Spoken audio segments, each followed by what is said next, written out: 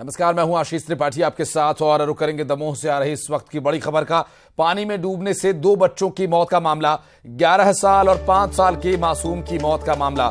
खेलते वक्त गड्ढे में भरे पानी में मासूम डूब गया। देहात थाना के ग्राम मड़हार का ये पूरा मामला। देहात थाना पुलिस इस पूरे मामले की जांच में जुटी हुई है। 2 बच्चों के डूबने का ये पूरा मामला बताया जा रहा है। 11 साल और 5 साल के मासूम बच्चों की डूब जाने की वजह से मौत हो गई।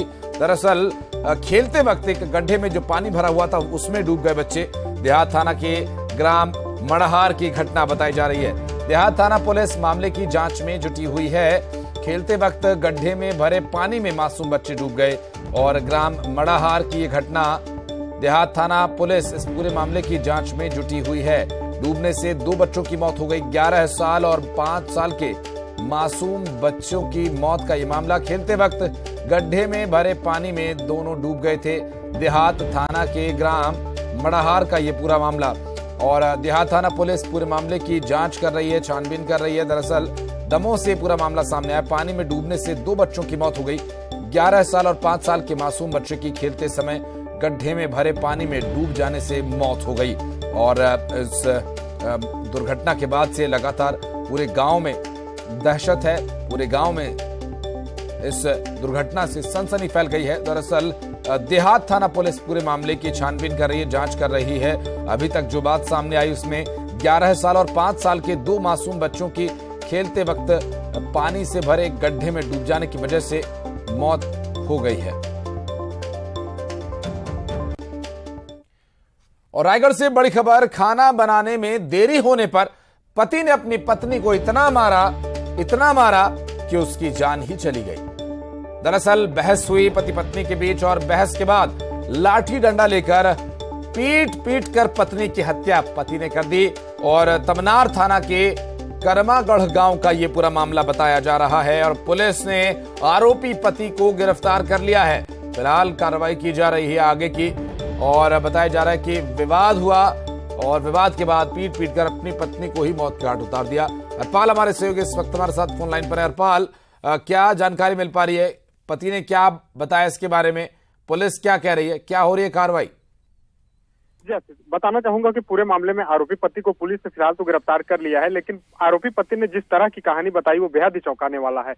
बेहद एक छोटी सी बात के लिए ही अपनी पत्नी की पीट कर हत्या कर देने की बात सामने आई है। पुलिस ने बताया कि आरोपी जो है वो अपनी पत्नी को देर रात खाना बनाने के लिए कहा और उसी को लेकर जो है पति पत्नी के बीच आपसी विवाद हुआ। यह घरेलू विवाद इतना बढ़ गया कि पति ने जो है घर के लाठी डंडे से पीट कर अपनी पत्नी को लहूलुहान कर दिया और वहीं पर मौके पर ही छोड़कर घर से बाहर चला गया, जिससे लहूलुहान पत्नी जो है दम तोड़ दी। और उसके बाद जो जब सुबह स्थानीय लोगों को इसकी जानकारी हुई तब उन्होंने पुलिस को इसकी सूचना दी। मौके पर पुलिस पहुंची तब तक जो है महिला की डेड बॉडी मौके पर पड़ी हुई थी और आरोपी पति जो है वो मौके से फरार था। फिलहाल जब पुलिस जो है पतासाजी की और गांव में जब अपने जो सूत्र हैं उनको एक्टिव किए तब आरोपी पति भी गिरफ्तार हो गया और पूरी कहानी जो है सिलसिलेवार पुलिस को उन्हें बताया गया। तब अभी पुलिस जो है फिलहाल एक आरोपी को गिरफ्तार किया है और इसमें पूछताछ की जा रही है कि कहीं और परिवार के लोग शामिल हैं या नहीं। फिलहाल यह चौंकाने वाली बात है रायगढ़ के तमनार थाना क्षेत्र का। जी हरपाल, परिवार में क्या कोई और भी लोग थे इसके? उनकी तरफ से क्या जानकारी दी गई? जी, संयुक्त परिवार में रहते थे। संयुक्त परिवार में इनके और भी परिचित जो है वहीं पर रहने की बात कर रहे हैं। ये लोग एक कमरे में रहते थे और एक कमरे में ही रहकर दोनों पति पत्नी गुजारा करते थे। परिवार के अन्य सदस्य जो है वहीं आसपास में ही घर बनाकर जो है आंगन में, एक ही आंगन में रह रहे थे।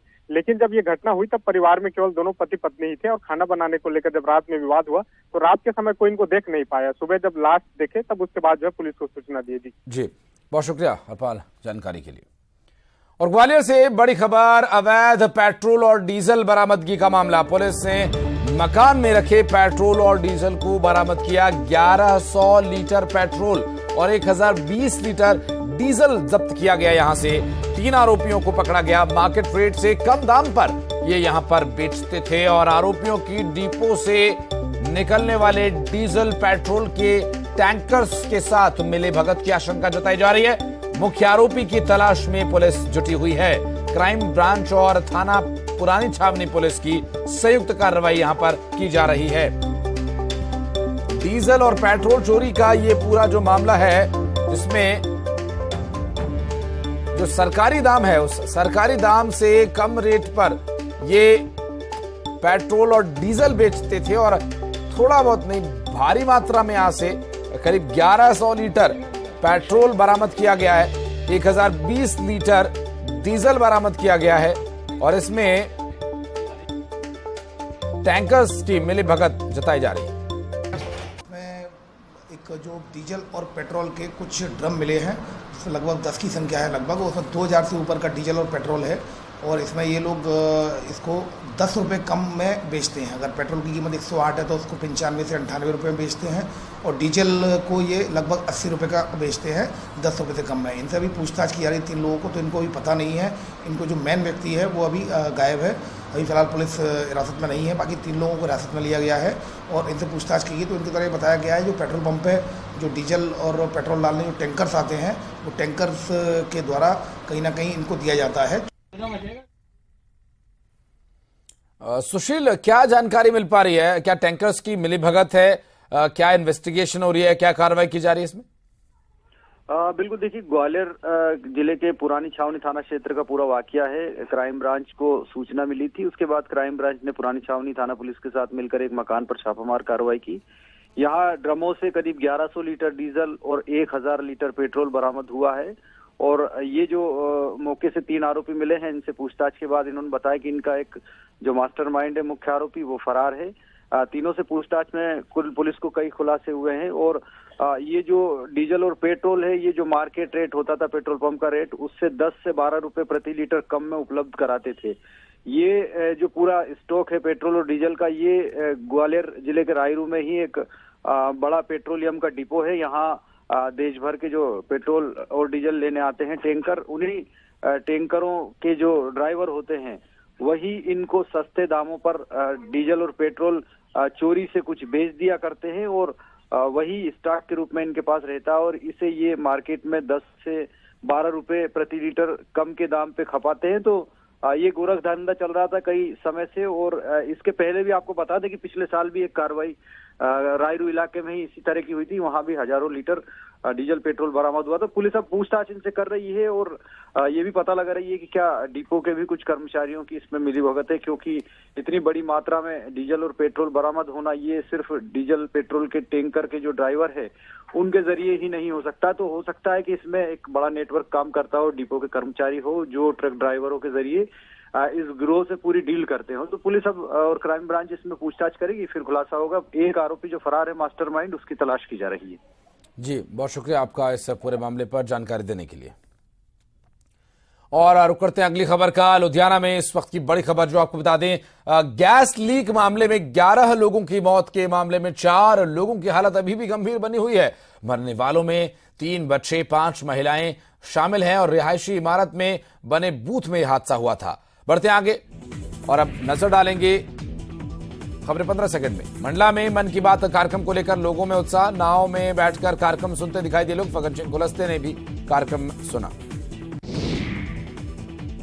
उज्जैन में केंद्रीय मंत्री नरेंद्र सिंह तोमर ने सुने मन की बात। 100 एपिसोड पूरा होने पर दी बधाई। मन की बात मेरे लिए पूजा, आस्था और व्रत। 100वें एपिसोड में बोले पीएम मोदी, कहा ये मेरे मन की आध्यात्मिक यात्रा और मन की बात से कई जन आंदोलनों ने लिया हिस्सा। मन की बात कार्यक्रम में शामिल हुए सीएम शिवराज, कहा मन की बात देश के जन जन की बात। मन की बात से अच्छे काम कर रहे लोगों को सामने लाने का मिला मौका। भोपाल से मन की बात कार्यक्रम के 100वें एपिसोड को लेकर मध्य प्रदेश के सीएम शिवराज ने लिखा आलेख, कहा पीएम मोदी के नेतृत्व में नए भारत का हो रहा नवनिर्माण। पीएम को दी शुभकामनाएं। बीजेपी प्रदेश अध्यक्ष वीडी शर्मा ने उज्जैन में सुनी मन की बात, कहा पीएम मोदी एक गौरवशाली, वैभवशाली, शक्तिशाली, संपन्नशाली, समृद्धशाली भारत के निर्माण की दिशा में अग्रसर। लाडली बहना योजना का फॉर्म भरने की आज आखिरी तारीख थी। आज छुट्टी के दिन भी रजिस्ट्रेशन किए गए। लाडली बहना योजना के लिए सभी केंद्रों पर कर्मचारियों को सामान्य दिनों की तरह काम करने के निर्देश दिए गए थे। 1 मई को अंतिम सूची का प्रकाशन होगा। खरगोन में 751 किलोग्राम वजन के हनुमान जी की गदा की स्थापना।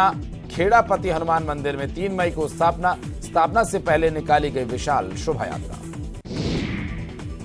सीधी के चुरहट में पूर्व नेता प्रतिपक्ष अजय सिंह राहुल ने रुद्र महायज्ञ शिव पुराण कथा का आयोजन किया। कथा के समापन कार्यक्रम में सैकड़ों की संख्या में पहुंचे लोग। अजय सिंह ने विंध्य में कांग्रेस की जीत का किया दावा। देवास में आयोजित पंडित कुमार गंधर्व समारोह में आकर्षक प्रस्तुतियां, गायन और सितार वादन ने जीता लोगों का मन। कोलकाता से आए विख्यात सितार वादक पंडित कुशल दास के सितार वादन से समारोह हुआ संपन्न। उज्जैन में महाकाल लोक के विस्तार का काम तेज। विस्तार के दूसरे चरण का काम तेज। कलेक्टर ने किया विस्तार का निरीक्षण।